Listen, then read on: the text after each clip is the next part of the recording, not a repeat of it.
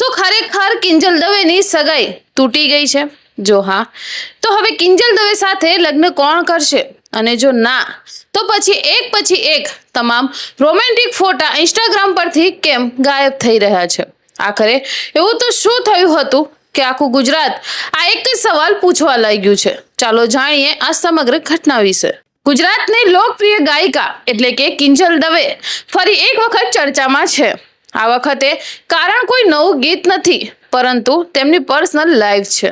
તાજેતરમાં ચાહકોએ નોંધ્યું કે કિંજલ દવે અને તેમના મંગેતર ધ્રુવીન શાહ સાથેની ઘણી તસવીરો, ખાસ કરીને માલદીવ વેકેશનની તસવીરો ઇન્સ્ટાગ્રામ પરથી ગાયબ થઈ ગઈ છે. ત્યારથી સોશિયલ મીડિયા પર બ્રેકઅપની અટકળો જોર પકડી રહી છે. ઘણા લોકો તો એ પણ પૂછવા લાગ્યા છે, શું બંને હવે અલગ થઈ ગયા છે? શું લગ્ન હવે નહીં થાય? પરંતુ અહીં એક મહત્વની વાત એ છે, હજુ સુધી કિંજલ દવે કે ધ્રુવીન શાહમાંથી કોઈએ પણ બ્રેકઅપની સત્તાવાર જાહેરાત કરી નથી.